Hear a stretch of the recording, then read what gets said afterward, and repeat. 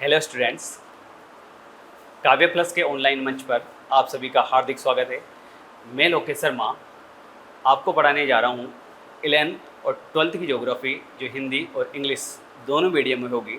यानी जो हिंदी मीडियम वाले हैं, जो इंग्लिश मीडियम वाले हैं, दोनों जो विद्यार्थी स्टूडेंट हैं उनको ये समान रूप से उपयोगी रहेगी। ठीक है, तो आज हम 12th की जो ज्योग्राफी है, ह्यूमन ज्योग्राफी, उससे स्टार्ट करने जा रहे हैं। तो ये है हमारी बुक्स हिंदी मीडियम में, जिसका नाम है मानव भूगोल के मूल सिद्धांत। ये 12वीं के लिए है। और इसी को यदि इंग्लिश में हम देखें तो इसका नाम है फंडामेंटल्स ऑफ ह्यूमन ज्योग्राफी। ये इंग्लिश मीडियम के लिए है और ये हिंदी मीडियम के लिए है। ठीक है, तो हिंदी में अगर हम बात करें तो इसका नाम है मानव भूगोल के मूल सिद्धांत, 12वीं के लिए है। और इसी को इंग्लिश में फंडामेंटल्स ऑफ ह्यूमन ज्योग्राफी, ये 12th ज्योग्राफी में यानी 12वीं में चलती है। ये इंग्लिश मीडियम वालों के लिए चलती है और ये हिंदी मीडियम वालों के लिए चलती है। और यहाँ पर हम शुरू करने जा रहे हैं इस ह्यूमन ज्योग्राफी के अंतर्गत पहला जो चैप्टर है, यानी पहला जो पार्ट है, उसका नाम है मानव भूगोल और इसकी प्रकृति और विशेष क्षेत्र। मानव भूगोल, प्रकृति एवं विशेष क्षेत्र, यानी हम बात करें इसको इंग्लिश में हम बोलेंगे human geography, nature and scope. ठीक है, यहाँ से हम शुरू करने जा रहे हैं। यानी इसका जो पहला पार्ट है, पहला जो चैप्टर है, उसका नाम है मानव भूगोल,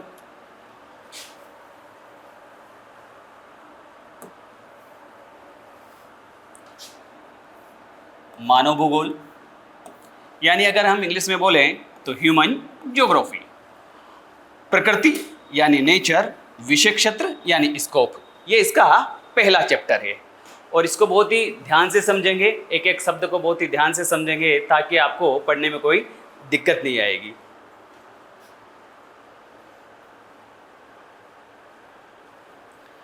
तो सबसे पहले हम शुरुआत करते हैं भूगोल की प्रकृति से, क्योंकि पहले ही शब्द, इससे पहले की जो स्लाइड थी उसमें हमने एक शब्द पढ़ा है भूगोल की प्रकृति। ठीक है ना, यानी नेचर। अब भूगोल की प्रकृति है क्या, नेचर ऑफ ज्योग्राफी है क्या? तो यदि हम बात करें भूगोल की प्रकृति को तो हम इसको 3 भागों में बांट सकते हैं। कितने भागों में बांट सकते हैं? 3 भागों में बांट सकते हैं। और ये जो 3 भाग है वो कौन कौन से हैं? पहले नंबर की यदि हम बात करें तो इसका जो पहला भाग है, इसका नाम है समाकलनात्मक, यानी इंटेग्रेटिव। समाकलनात्मक यानी इंटेग्रेटिव। इंटेग्रेटिव यानी समाकलनात्मक का मतलब क्या होता है? यदि हम इसको समझें कि इसका मतलब मोटे तौर पर होता क्या है, तो इसका जो मतलब होता है मोटे तौर पर वह होता है जोड़ना। सीधी सरल भाषा में यदि हम समझें समाकलनात्मक का अर्थ, तो इसका मतलब क्या होता है? जोड़ना। तो ये किसको जोड़ेंगे हम? यहाँ पर किसको जोड़ते हैं? तो जोड़ने की यदि हम बात करें तो हम यहाँ पर 2 चीज़ों को जोड़ते हैं। किस किस को जोड़ेंगे 2 चीज़ों को? तो पहले नंबर की यदि हम बात करें तो पहले नंबर पे हम जोड़ते हैं प्रकृति को, और प्रकृति के अलावा दूसरे नंबर पर किसको जोड़ते हैं? तो दूसरे नंबर पे जोड़ते हैं मानव को। दूसरे नंबर पे किसको जोड़ते हैं? मानव को जोड़ते हैं। तो यदि हम बात करें तो जो नेचर ऑफ ज्योग्राफी है, भूगोल की प्रकृति है, उसको हम कितने भागों में बांटते हैं? 3 भागों में बांटते हैं। पहले नंबर की यदि हम बात करें तो पहले नंबर पे समाकलनात्मक यानी इंटेग्रेटिव। समाकलनात्मक का मोटे तौर पे या सीधी सरल भाषा में कहा जाए तो जो अर्थ होता है वो होता है जोड़ना। और किसको जोड़ना? तो प्रकृति को मानव से जोड़ा जाता है, क्योंकि प्रकृति और मानव को अलग अलग नहीं कर सकते। यदि प्रकृति और मानव को यदि हम बात करें तो दोनों को संयुक्त रूप से ही पढ़ा जाता है। यदि हम बात करें कि ये ऐसा कहें कि ये कैसे संभव है कि उनको दोनों को अलग अलग नहीं पढ़ा जा सकता, दोनों को संयुक्त रूप से कैसे क्यों पढ़ा जाता है? तो यदि हम बात करें तो प्रकृति की कोई भी चीज़ है वो मानव को प्रभावित करेगी ही करेगी, इसलिए दोनों को संयुक्त रूप से या जोड़कर पढ़ा जाता है। अब उदाहरण के रूप में अगर हम बात करें तो कैसे? तो यदि हम बात करें तो आपने देखा होगा आजकल वर्तमान के परिप्रेक्ष्य में देख लेते हैं कि असम है, वहाँ पर बाढ़ आ रही है। तो असम में बाढ़ आ रही है तो काफ़ी लोग आप बार बार न्यूज़पेपर या समाचारों में पढ़ते होंगे कि जो लोग हैं वो काफ़ी लोग बेघर हो गए हैं। तो कौन प्रभावित हुआ? लोग बेघर हो गए हैं तो कौन प्रभावित हुआ? मानव प्रभावित हुआ। बेघर कौन हुआ? मानव हुआ। तो इसलिए हम प्रकृति को किससे जोड़कर देखते हैं? मानव से जोड़कर देखते हैं। बहुत सारी फसलें डूब गई, यानी फसलें खराब हो गई। तो फसलें खराब हो गई तो नुकसान किसको हुआ है? मानव को। तो सीधी सी बात है, मानव को नुकसान हुआ तो प्रकृति किसका नुकसान कर रही है? मानव का। फिर से प्रकृति और मानव आ गए। वो अभी चल रहा है, आपने देखा होगा, जो हिमालय क्षेत्र है, जम्मू कश्मीर है, हिमाचल प्रदेश है, उत्तराखंड है, उनमें लैंडस्लाइड हो रही है, भूस्खलन हो रहा है, यानी यातायात अवरुद्ध हो गया है। ठीक है, ये क्यों हुआ है? क्योंकि प्रकृति के कारण बारिश अधिक हो रही है तो लैंडस्लाइड हो रहा है। अब उस लैंडस्लाइड से कौन सबसे ज्यादा प्रभावित हुआ? मानव। तो हम यदि हम बात करें तो भूगोल में हम ये नेचर ऑफ ज्योग्राफी है, इसमें हम पढ़ किसको रहे हैं? किसको जोड़ रहे हैं? मानव को प्रकृति से। और दोनों को अलग अलग नहीं पढ़ा जा सकता, इसलिए इसको समाकलनात्मक यानी इंटेग्रेटिव कहा जाता है। क्या कहा जाता है? इंटेग्रेटिव कहा जाता है। दूसरे नंबर की यदि हम बात करें तो दूसरे नंबर पे जो शब्द दिया गया है उसका नाम है एम्पेरिकल। क्या नाम दिया गया है? एम्पिरिकल नाम दिया गया है। हिंदी में यदि हम बात करें तो इसे कहा जाता है आनुभाविक। क्या कहा जाता है? आनुभाविक कहा जाता है। क्या कहा जाता है? आनुभाविक कहा जाता है। अब एम्पिरिकल यानी आनुभाविक का मतलब क्या होता है? आनुभाविक का मतलब होता है यानी हम जो अनुभव करते हैं, हम जो अनुभव करते हैं। अब अनुभव क्या करते हैं हम? यदि हम अनुभव की बात करें तो हम ये देखते हैं, बहुत सी बार आपने सुना होगा लोगों के नाम से कि ये जो व्यक्ति है काफ़ी अनुभवी है। अनुभवी है यानी उसको समय के अनुसार अनुभव आया है। विशेष तौर से हम लोगों के बारे में या विशेष तौर से जो अधिक उम्र के लोग हैं उनके बारे में कहा जाता है कि ये बहुत ज़्यादा अनुभवी है। अनुभवी का मतलब होता है कि उसको अनुभव है, लंबे समय का अनुभव है। अगर हम ज्योग्राफी बात करें तो अनुभव का मतलब क्या है? अनुभवी का मतलब यह होता है कि मानव जो अनुभव करता है, क्या अनुभव करता है कि यदि हम बात करें तो हमारे यहाँ पर एक महीना आता है, कुछ महीने आते हैं, मई और जून। मई और जून में सभी को पता है कि हमारे यहाँ पर क्या पड़ती है, कौन सी ऋतु होती है? गर्मी की ऋतु होती है। लंबे समय से हम यही अनुभव करते आ रहे हैं कि मई और जून में गर्मी की ऋतु ही होती है। कभी ऐसा नहीं होता कि मई और जून के महीने में सर्दी की ऋतु आ गई हो, कभी नहीं हुआ, ना कभी होगा। तो हमने ये अनुभव किया कि गर्मी पड़ती है। कब पड़ती है? मई और जून के महीने में। दूसरे नंबर की यदि हम बात करें तो दूसरे नंबर पे दिसंबर और जनवरी, ये दोनों महीने हैं। इन दोनों महीनों में यहां पर क्या पड़ती है? सर्दी पड़ती है।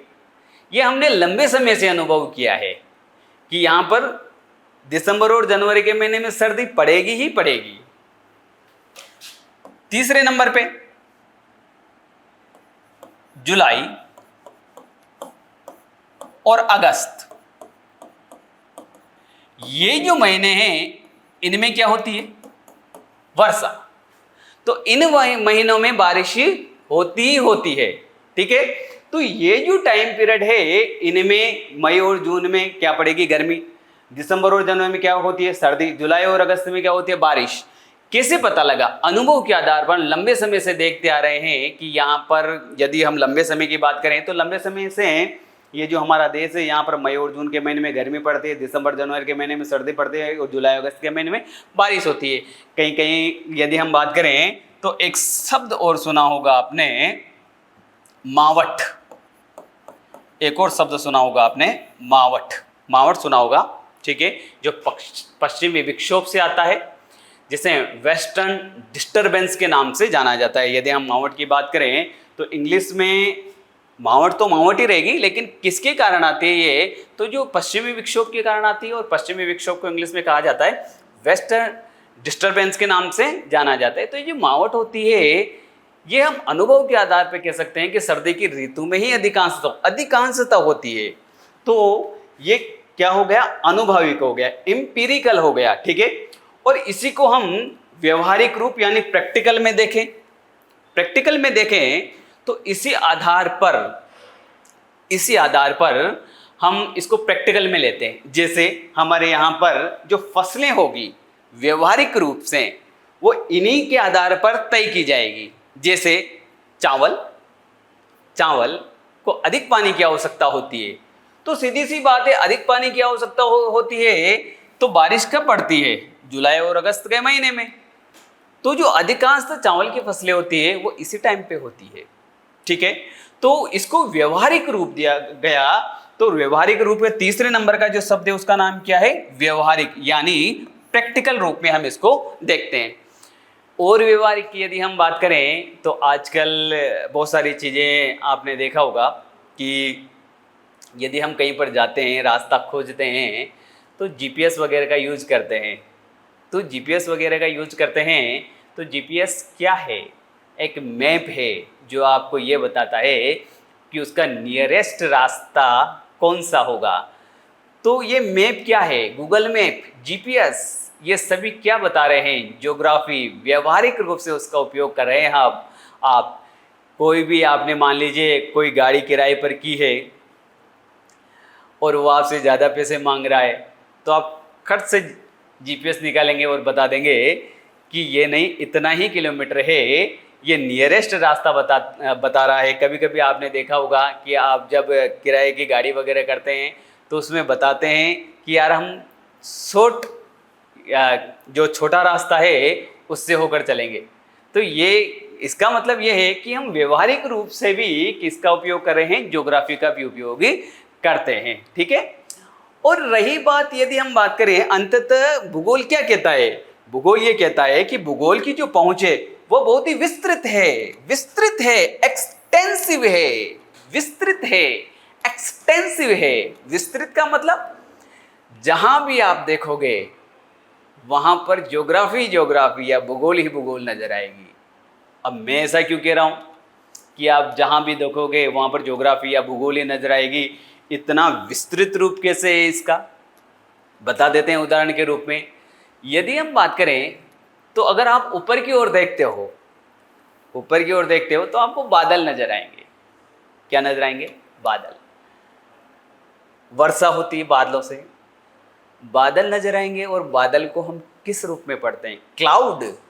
किस में पढ़ते हैं हम क्लाउड को, ज्योग्राफी में। आसपास क्या है आपके, हवा, वायु, पवने यानी विंड, किस में पढ़ते हैं हम, ज्योग्राफी। नीचे देखते हैं हम तो आपको मिट्टी नजर आएगी, सॉइल, किस में पढ़ते हैं हम, ज्योग्राफी। सामने आपको कुछ भी दिखाई दे, पेड़ दिखाई देगा, वन दिखाई देगा, फॉरेस्ट दिखाई देंगे, फॉरेस्ट किस में पढ़ते हैं हम, ज्योग्राफी में। अरे आपको मकान दिखाई दे तो भी हम उसमें किस में पढ़ते हैं, ज्योग्राफी में। अब आप पूछोगे मकान ज्योग्राफी में कैसे पढ़ते हैं, तो ज्योग्राफी में अर्बन प्लानिंग आती है, ठीक है, अर्बन नगरीय भूगोल आती है। तो जो नगरीय भूगोल है, अर्बन प्लानिंग वगैरह, ये ज्योग्राफी में ही आती है, ठीक है। बाहर जाओगे तो सड़क दिखाई देगी, परिवहन भूगोल के अंतर्गत आ जाएगी, ट्रांसपोर्ट ज्योग्राफी के अंतर्गत आ जाएगी। यानी इसका रूप इतना विस्तृत है, एक्सटेंसिव है कि जहां पर भी आप नजर दौड़ाएंगे वहां पर आपको क्या दिखाई देगा, ज्योग्राफी दिखाई देगा, ठीक है। तो यदि हम भूगोल की प्रकृति को फिर से एक बार बहुत छोटे रूप में आपको समझा देता हूं, इन चीज़ों के अर्थ, फिर आगे की ओर बढ़ेंगे हम, आगे की स्लाइड की ओर। तो हम देखते हैं मानव की प्रकृति। पहली जो चीज़ है, हम क्या पढ़ रहे हैं, मानव की प्रकृति पढ़ रहे हैं। अब प्रकृति को हमने कितने भागों में बांटा, 3 भागों में। पहले नंबर पे क्या है, समाकलनात्मक, इंग्लिश में बोलेंगे इंटेग्रेटिव। अर्थ क्या बताया मैंने, जोड़ना, ठीक है। किसको जोड़ेंगे, प्रकृति को मानव से, क्योंकि मानव को प्रकृति से अलग नहीं किया जा सकता, दोनों को जोड़कर ही हमें पढ़ना पड़ेगा। दूसरे नंबर की यदि हम बात करें तो दूसरे नंबर पे है अनुभाविक। अनुभाविक, एम्पिरिकल, यानी हमने अनुभव किया साल भर में कि कौन से समय तो गर्मी पड़ती है, कौन से समय सर्दी पड़ती है, कौन से समय बारिश होती है, मावट किस टाइम पे होती है, ये समय कैसे पता लगा हमें? अनुभव के आधार पर। ठीक है। तीसरे नंबर की यदि हम बात करें तो तीसरे नंबर पे है प्रैक्टिकल, व्यावहारिक। इसको हम व्यावहारिक रूप में यूज करते हैं। कभी भी आप ये नहीं देखेंगे कि जो चावल है ये उष्णकटिबंधीय पौधा है, सर्दी में उत्पन्न नहीं हो सकता। ठीक है। हम कभी भी इसको दिसंबर जनवरी में नहीं उगा सकते हैं। ठीक है। यदि हम बात करें तो जो गेहूं है वो शीतकालीन पौधा है। ठीक है। हम उसको यदि हम बात करें तो जुलाई अगस्त में नहीं उगा सकते। गेहूं हमेशा दिसंबर और जनवरी के महीने में बोया जाता है। जुलाई अगस्त के समय में हमेशा चावल बोया जाता है। ये हमने अनुभव के आधार पर तय किया है कि इस समय क्या होती है? बारिश होती है और गर्मी भी पड़ती है। तो चावल क्या है? उष्णकटिबंधीय पौधा है, तो इसको हम क्या बोलेंगे? प्रैक्टिकल। ठीक है। मैंने पहले भी बताया है, जब भी आप कहीं पर जाने की कोशिश करते हैं तो जीपीएस का प्रयोग करते हैं। और जीपीएस क्या है? गूगल मैप क्या है? ज्योग्राफी के अंतर्गत आता है। ठीक है। तो यदि हम बात करें तो इसका जो भूगोल की पहुंच है वो बहुत ही एक्सटेंसिव है, यानी विस्तृत है। और विस्तृत के उदाहरण मैंने आपको बताए दिए हैं क्या क्या है। ठीक है। तो आगे की ओर बढ़ते हैं हम। ठीक।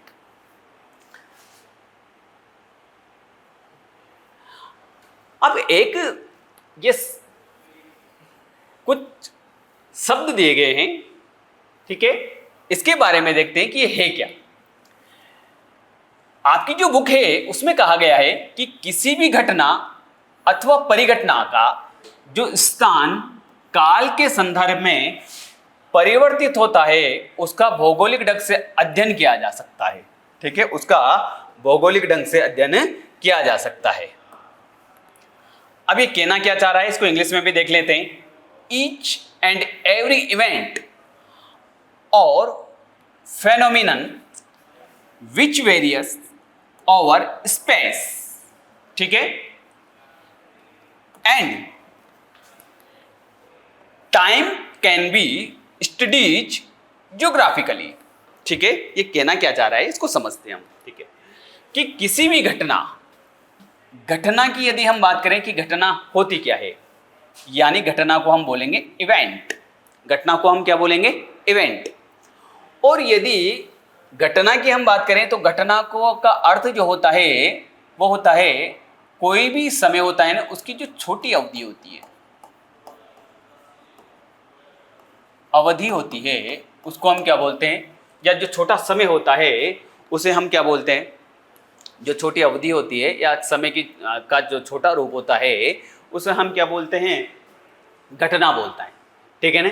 यानी हम ये कह सकते हैं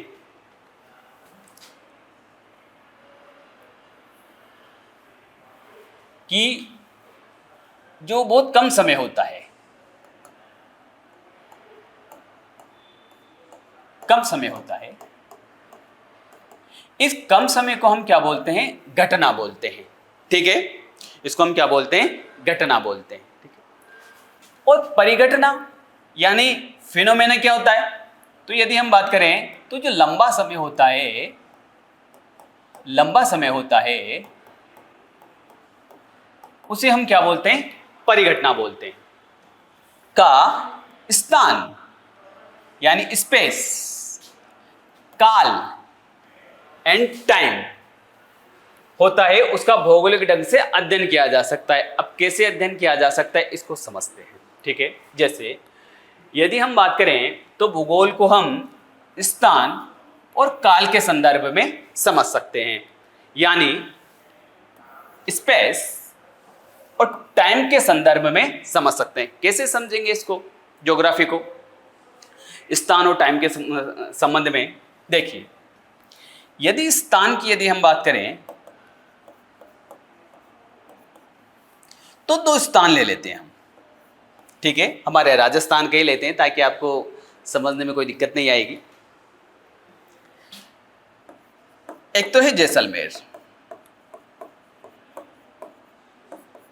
ठीक है। और दूसरा है झालावाड़। ठीक है। यदि हम वर्षा की बात करें तो यहां पर जो वर्षा होती है ना, ये कम होती है, जबकि झालावाड़ में जो वर्षा होती है, वर्षा क्या होती है, अधिक होती है। ठीक है, यानी वर्षा में स्थान के कारण परिवर्तन आ गया। स्थान के कारण परिवर्तन आ गया। कैसे परिवर्तन आया कि यदि हम जैसलमेर की बात करें तो यहां पर वर्षा कैसी हो रही है, कम, जबकि यदि हम झालावाड़ की बात करें तो वर्षा कैसी हो रही है, अधिक। ठीक है ना, तो स्थान के अनुसार परिवर्तन आया है। किसके अनुसार परिवर्तन आया है, स्थान के अनुसार परिवर्तन आया है। अब यदि हम बात करें तो टाइम, समय के अनुसार कैसे परिवर्तन आया है। ठीक है, तो यदि हम बात करें तो हम राजस्थान को लेते हैं। किसको लेते हैं, राजस्थान को लेते हैं। ठीक है, यदि हम बात करें तो वर्तमान परिप्रेक्ष्य में यदि हम देखें समय के अनुसार, तो जो पिछली बार राजस्थान में अच्छी बारिश हुई थी पिछली बार। ठीक है, लेकिन इस बार समय परिवर्तित हुआ। और तुलनात्मक की बात कर रहा हूं मैं, तुलनात्मक रूप से आप देख रहे होंगे कि राजस्थान में थोड़ी बारिश कम हो रही है, यानी समय के अनुसार परिवर्तन हो गया। किसके अनुसार हो गया, समय के अनुसार परिवर्तन हो गया। जगह वही है, स्थान क्या है, वही है, राजस्थान वही है, लेकिन समय के अनुसार परिवर्तन हो गया। राजस्थान में पिछले साल अच्छी बारिश हो रही थी और तुलनात्मक रूप से इस वर्ष कम बारिश हो रही है। फिर समय के अनुसार कैसे परिवर्तन आता है, तो यदि हम देखेंगे तो एक उदाहरण और ले सकते हैं जनसंख्या का। किसका ले सकते हैं, जनसंख्या का। ठीक है, अब जनसंख्या की यदि हम बात करें तो जनसंख्या में आपको सभी को पता है कि जनगणना जो होती है ना, वो कितने वर्ष में होती है, 10 वर्ष में। कितने वर्ष में होती है, 10 वर्ष में जनगणना होती है। तो देश वही है, हम भारत में ही जनगणना कर रहे हैं, लेकिन कितने वर्ष बाद कर रहे हैं, 10 वर्ष बाद जनगणना होती है। तो किसके अनुसार परिवर्तन हुआ, समय के अनुसार परिवर्तन हुआ है। ठीक है, तो इसी का मतलब यानी घटना और परिघटना का स्थान और काल के संदर्भ में जो परिवर्तन है उसका जो अध्ययन किया जा सकता है। तो स्थान का मतलब क्या हो गया, स्थान अलग अलग हो गए, एक जैसलमेर है, दूसरा झालावाड़ है। जैसलमेर में वर्षा कम, झालावाड़ में वर्षा अधिक। ये तो परिवर्तन हुआ किसके अनुसार, स्थान के अनुसार। दूसरा समय के अनुसार परिवर्तन, जगह एक ही है, राजस्थान। पिछले साल अधिक वर्षा, इस साल कम वर्षा हुई है। ठीक है, और यदि हम वर्ष दूसरा उदाहरण लें तो जनसंख्या, राजस्थान में भी जनगणना, भारत में भी जनगणना, लेकिन समय परिवर्तन हो गया। कितने साल बाद होता है, 10 साल बाद ये परिवर्तन होता है। ठीक है, यानी हर 10 साल में आपको नए डाटा देखने को मिलते हैं जनसंख्या के। तो राजस्थान में परिवर्तन होता है, पूरे भारत में परिवर्तन होता है जनसंख्या का समय के आधार पर, स्थान के आधार पर नहीं होता है, समय के आधार पर परिवर्तन होता है। हम बोलते हैं कि हर 10 वर्ष में जनगणना होती है। ठीक है, ध्यान रखना इसका। ठीक है, आगे की ओर बढ़ते हैं हम। इसके बाद आते हैं हम पृथ्वी के घटक, component of earth, component of earth. ठीक है, पृथ्वी के घटक। पृथ्वी के घटक की यदि हम बात करें तो जो पृथ्वी के घटक है उनको कितने भागों में बांटा गया है, 2 भागों में बांटा गया है। कितने भागों में बांटा गया है, 2 भागों में बांटा गया है। अब ये जो 2 भाग हैं वो कौन कौन से हैं। ठीक है, देखिए इधर पहले नंबर पे है प्रकृति। और प्रकृति को हम किस रूप में देखते हैं, भौतिक पर्यावरण के रूप में देखते हैं। किस रूप में देखते हैं, भौतिक पर्यावरण के रूप में देखते हैं। यदि हम बात करें तो प्रकृति को क्या कहा जाएगा, नेचर। क्या कहा जाएगा, नेचर कहा जाएगा। और भौतिक पर्यावरण को क्या कहा जाएगा, फिजिकल एनवायरनमेंट कहा जाएगा, फिजिकल एनवायरनमेंट कहा जाता है। ठीक है, अब जो प्रकृति है यानी भौतिक जो पर्यावरण है, इसके अंतर्गत आता क्या है, तो यदि हम बात करें क्या आता है इसके अंतर्गत, तो यदि हम बात करें तो 4 चीजें विशेष रूप से आती है इसके अंतर्गत। 4 चीजें कौन कौन सी आती है, तो एक तो आती है भू आकृतिक विज्ञान, क्या आती है? एक तो भू आकृतिक विज्ञान आती है। अब भू आकृतिक विज्ञान में क्या क्या आता है? तो आपने पर्वत पठार मैदान का नाम सुना होगा, नदियों का नाम सुना होगा। तो ये जितने भी पर्वत पठार मैदान हैं, नदियां हैं, झीलें हैं, ठीक है, ये सभी के सभी जितने भी चीज़ें हैं ये किसके अंतर्गत आते हैं? भू आकृतिक विज्ञान के अंतर्गत आते हैं। जैसे अपरदन है, अपक्षय है, ये सभी किसके अंतर्गत आते हैं? इसी के अंतर्गत आते हैं, ठीक है, भू आकृतिक विज्ञान।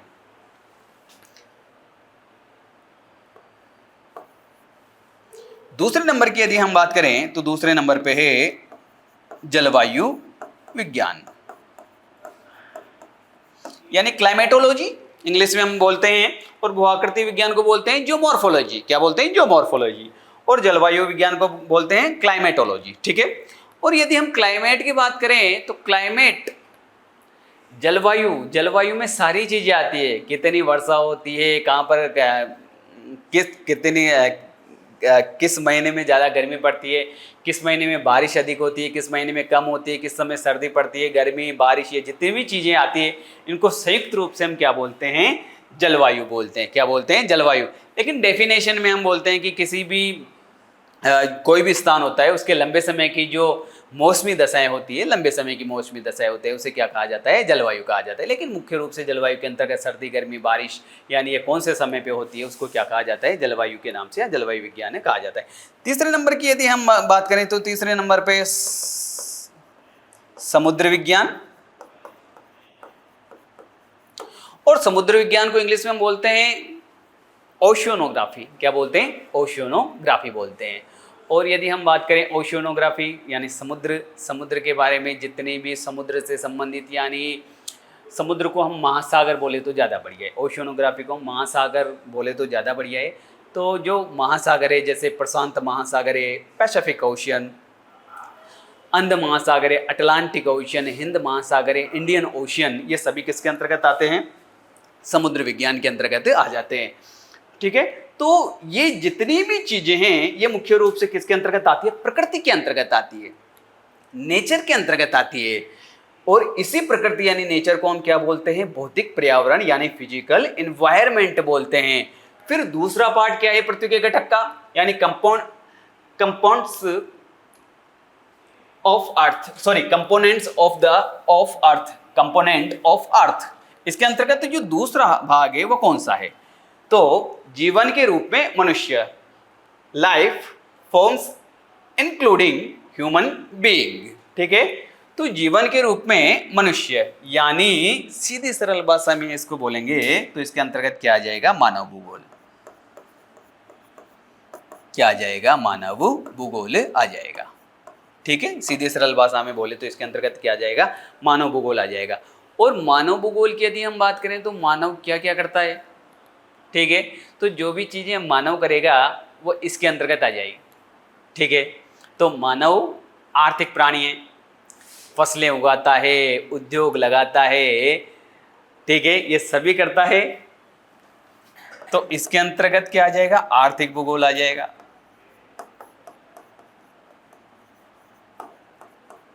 आर्थिक भूगोल आ जाएगा। उद्योग लगाता है, कृषि करता है तो एग्रीकल्चर ज्योग्राफी आ जाएगा, ठीक है, ये भी इसके अंतर्गत ही आता है, ठीक है। तो ये आर्थिक भूगोल है, कृषि भूगोल है। इसके अलावा आवागमन के साधन विकसित करता है तो परिवहन भूगोल आ जाएगा। ट्रांसपोर्ट ज्योग्राफी आ जाएगा इसके अंतर्गत। क्या आ जाएगा? ट्रांसपोर्ट ज्योग्राफी आ जाएगा। तो ये सभी किसके अंतर्गत आएगी? मानव भूगोल के अंतर्गत आते हैं। तो यदि हम बात करें कि पृथ्वी के घटक, शॉर्ट रूप में एक बार फिर से समझा देता हूं आपको पृथ्वी के घटक के बारे में। कि यदि हम पृथ्वी के घटक की बात करें तो पृथ्वी के घटक कंपोनेंट ऑफ अर्थ कितने भागों में बांटा जाता है? 2 भागों में। एक तो क्या है? प्रकृति यानी नेचर, जिसको हम क्या बोलेंगे? भौतिक पर्यावरण, फिजिकल एनवायरनमेंट। मुख्य रूप से कौन कौन सी चीजें आती है? तो भू आकृतिक विज्ञान आएगा, जियोमॉर्फोलॉजी आएगा, जलवायु विज्ञान आएगा, क्लाइमेटोलॉजी आएगा, समुद्र विज्ञान आएगा यानी ओशियोनोग्राफी आएगा। दूसरे नंबर पे मनुष्य आ गया यहाँ पर, और मनुष्य आ गया तो इसको हम किस रूप में जानते हैं? मानव भूगोल के रूप में जानते हैं, यानी ह्यूमन ज्योग्राफी के रूप में जानते हैं, ठीक है। फिर इससे वही चीज आ गई कि प्रकृति को मानव से अलग नहीं किया जा सकता है। ठीक है, तो मानव भूगोल के अंतर्गत जो भी गतिविधियां मानव करता है, उद्योग लगाएगा, आर्थिक भूगोल के अंतर्गत आ जाएगा। ठीक है, खेती करेगा, कृषि भूगोल के अंतर्गत आ जाएगा, और सड़कों रेलों का विकास करेगा तो परिवहन भूगोल के अंतर्गत आ जाता है। तो ये सभी चीजें किसके अंतर्गत आएगी? मानव भूगोल के अंतर्गत आ जाती है। ठीक है,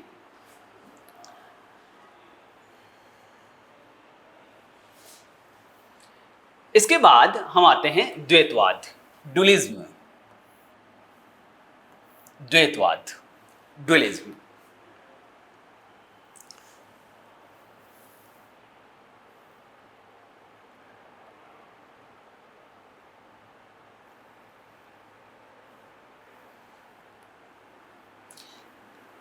इसके बाद हम आते हैं डुअलिज्म,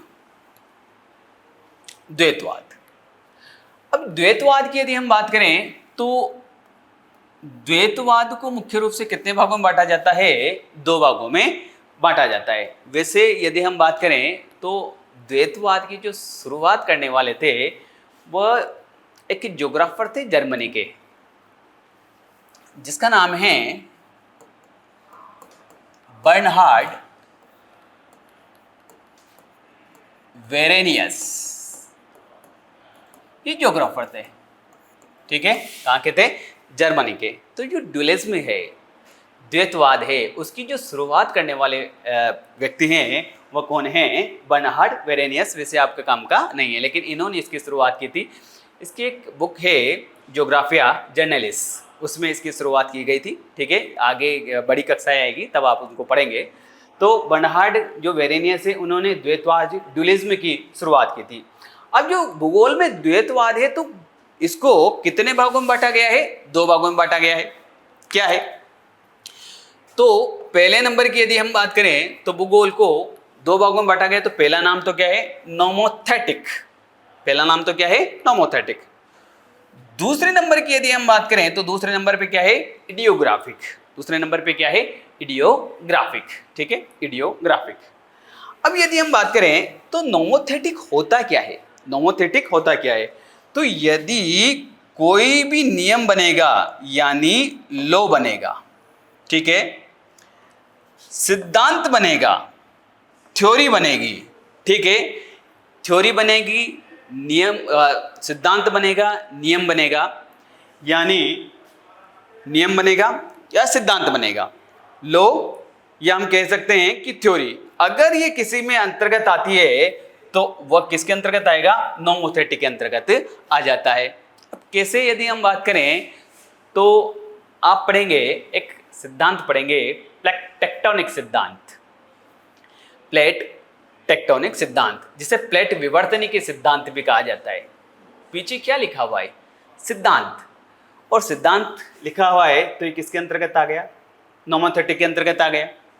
यदि हम बात करें तो एक सिद्धांत है अल्फ्रेड वेगनर का महाद्वीपीय विस्थापन सिद्धांत, जहाँ पर जो हमारे जो महाद्वीप हैं ये प्रवाहित होते हैं एक स्थान से दूसरे स्थान पर। तो ये भी क्या है? एक सिद्धांत है। सिद्धांत है तो किसके अंतर्गत आ गया? नोमोथेटिक के अंतर्गत आ गया। यदि हम बात करें दूसरे भाग की तो इसे क्या कहा जाता है? इडियोग्राफिक के नाम से जाना जाता है, इडियोग्राफिक। और यदि हम केवल कुछ भी नहीं करना है, केवल वर्णन करना है, किसी भी चीज़ का यदि वर्णन करना है तो वर्णन किसके अंतर्गत आ जाएगा? इडियोग्राफिक के अंतर्गत आ जाता है।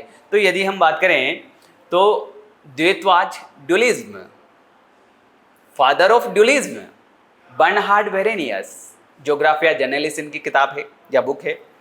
2 भागों में बांटा गया है। पहले नंबर की यदि हम बात करें तो पहले नंबर पे नोमोथेटिक और दूसरे नंबर पे इडियोग्राफिक।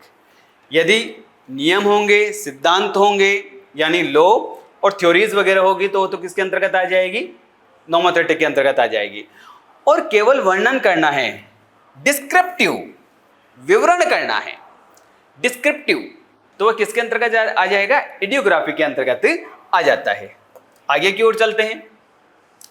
अब हम आते हैं अध्ययन के उपागम, approach of study, approach of study. ठीक है, अध्ययन के उपागम क्या है? तो इनको भी कितने भागों में बांटा गया है? 2 भागों में। इनको समझते हम कि ये है क्या। पहले नंबर पे प्रादेशिक और दूसरे नंबर पे क्रमबद्ध। दूसरे नंबर पे कौन सा है? क्रमबद्ध है। ठीक है, अब क्रमबद्ध और प्रादेशिक में यानी सिस्टेमेटिक और रीजनल अंतर क्या होता है? देखिए, यदि कोई भी चीज को हम पढ़ते हैं, कोई भी चीज को हम पढ़ते हैं, मान लीजिए हमने जलवायु ही पढ़ी है। क्या पढ़ा? जलवायु। अब जलवायु को पढ़ा और जलवायु में हमने पढ़ा कोपेन का वर्गीकरण। किसका वर्गीकरण पढ़ा है? कोपेन का वर्गीकरण पढ़ा है। अब कोपेन के वर्गीकरण को हम विश्व में पढ़ते हैं। किस में पढ़ते हैं? विश्व में पढ़ते हैं। अब विश्व में जलवायु का वर्गीकरण पढ़ा है हमने, विश्व में जलवायु का वर्गीकरण पढ़ा है, तो इसको हम क्या बोलेंगे? क्रमबद्ध, सिस्टेमैटिक बोलेंगे। ठीक है, यदि हमने मृदा यानी सोइल को पढ़ा और सोइल को फिर से किस रूप में पढ़ा है? विश्व के रूप में पढ़ा है।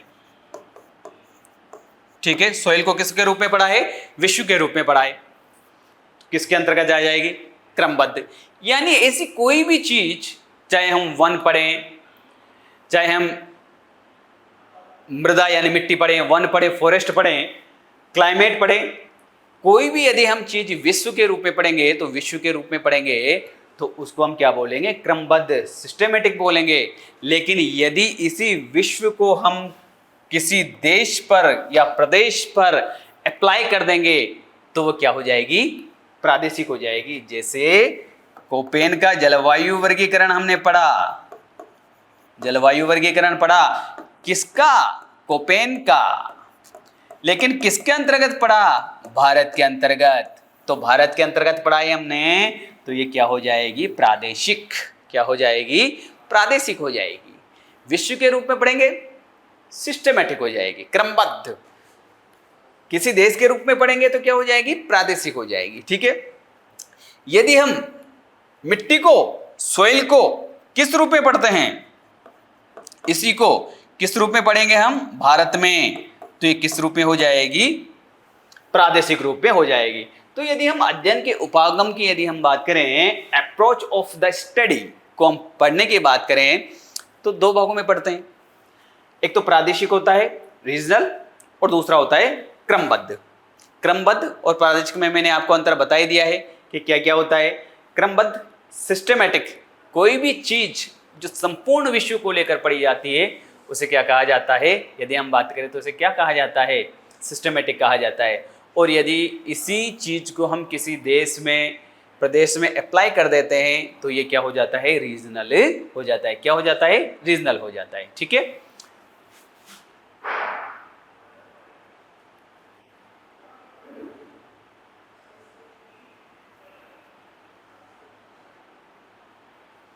अब देखिए, इसको हम देखते हैं, आगे की ओर बढ़ते हैं। प्रकृति और मानव के बीच वेद द्वैधता नहीं है। फिर से क्या कह रहे हैं? द्वैधता नहीं है, यानी दोनों को अलग अलग नहीं पढ़ा जा सकता। क्यों? क्योंकि प्रकृति और मानव अविभाज्य तत्व नहीं है। अविभाज्य तत्व नहीं है। इन्हें किस रूप में देखा जाना चाहिए? समग्रता के रूप में देखा जाना चाहिए। किस रूप में देखा जाना चाहिए? समग्रता के रूप में इनको देखा जाना चाहिए। ये पहले भी कहा है मैंने कि प्रकृति और मानव को अलग अलग नहीं देखा जा सकता। किस रूप में देखा जा सकता है? समग्रता के रूप में देखा जाना चाहिए। ठीक है, तो यदि हम बात करें तो इसमें भी यही लाइन लिखी हुई है कि प्रकृति और मानव के बीच द्वैधता, वेद द्वैधता नहीं है, क्योंकि प्रकृति और मानव अविभाज्य तत्व है। क्या है? अविभाज्य, जिनका विभाजन नहीं किया जा सकता है। इन्हें किस रूप में देखा जाना चाहिए? समग्रता के रूप में। अब कैसे? तो हम देखते हैं, मानव की यदि हम बात करें तो जिसमें हम मानव के अंगों को देखते हैं। किसको देखते हैं? मानव के अंगों को देखते हैं। उन मानव के अंगों को ही हमने किस पर अप्लाई कर दिया?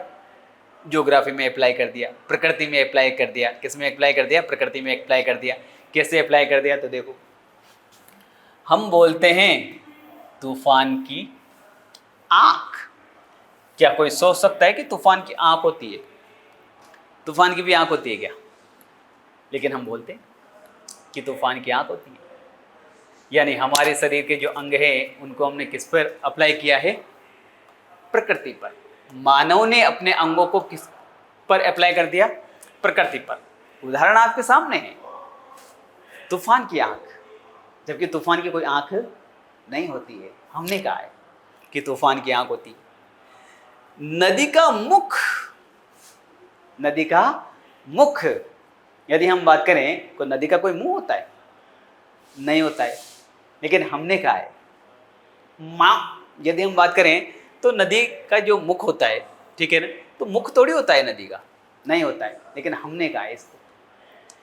हिम नदी की नासिका जो हिमानी होती है, उसका कोई नाक होती है क्या? नहीं होती है। किसने कहा है? हमने कहा है। यानी हमारे जो अंग हैं उनको हम किस पर लागू कर रहे हैं? प्रकृति पर लागू कर रहे हैं। ठीक है। जलडमरू मध्य की ग्रीवा, जलडमरू मध्य, ठीक है ना, ग्रीवा यानी गर्दन। ग्रीवा का मतलब क्या होता है? गर्दन। गर्दन इधर से भी चौड़ा भाग और नीचे से भी चौड़ा भाग। जलडमरू मध्य क्या होता है? जैसे ये है। अब यहां पर पाक जलडमरू मध्य है, इसको इंग्लिश में भी देखेंगे हम, ठीक है ना, स्लाइड में। तो यदि हम बात करें तो यहां पर पाक जलडमरू मध्य है। पाक जलडमरू मध्य, जलडमरू मध्य क्या होता है? इधर भी स्थल और इधर भी स्थल, यानी यहां पर भारत है और यहां पर है श्रीलंका।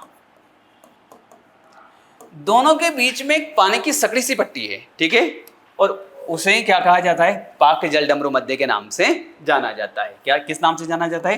पाक जलडमरू मध्य के नाम से जाना जाता है। तो दो स्थलीय भागों को अलग करती है, उसे क्या कहा जाता है? जलडमरू मध्य के नाम से जाना जाता है। दो स्थलीय भागों को अलग करती है। बीच में एक सकड़ा सा पानी का भाग होता है। तो हमारी गर्दन को देखिए आप, इधर भी चौड़ा भाग है, ऊपर भी, नीचे भी चौड़ा भाग है, बीच में सकड़ा सा भाग है, इसलिए इसको क्या कह दिया गया? जलडमरू मध्य को ग्रीवा। ठीक है। मृदा की परिच्छेदिका, अब कोई मृदा की परिच्छेदिका होती है? मानव की होती है प्रोफाइल, तो मृदा की थोड़ी होती है प्रोफाइल या परिच्छेदिका। लेकिन हमने कहा है कि मृदा की परिच्छेदिका मानव को प्रकृति के ऊपर अप्लाई किया है। सड़कों, रेल मार्गों, जल मार्गों को क्या कहा जाता है? परिसंचरण की धमनियां, ठीक है ना, परिसंचरण की धमनियां। तो धमनियां तो मानव के अंदर होती है, ठीक है, लेकिन फिर भी हमने इनको किस पर अप्लाई कर दिया? प्रकृति के ऊपर अप्लाई कर दिया। क्यों? क्योंकि प्रकृति और मानव अविभाजित, ठीक है ना, यदि विभाजित नहीं है, अविभाज्य है, विभाजित नहीं है, अविभाज्य है। और हमें इसको किस रूप में देखना चाहिए? समग्रता के रूप में। दोनों में द्वैधता नहीं है। क्या नहीं है? द्वैधता नहीं है। ठीक है। तो देखिए, इसको भी इंग्लिश में देख लेते हैं हम।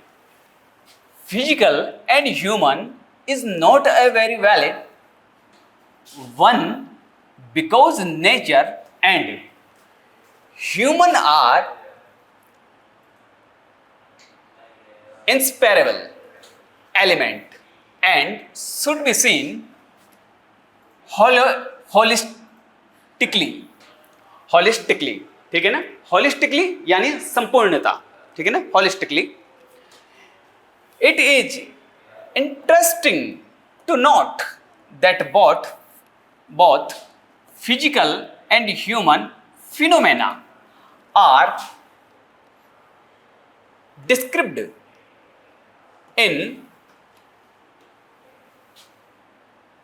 metaphors using symbol for the human anatomy. ठीक है। अब क्या है एग्जाम्पल इसके? तो देखिए, आइज ऑफ द स्टॉर्म, फिर से वही चक्रवात की आंख, eyes of the storm, storm यानी चक्रवात।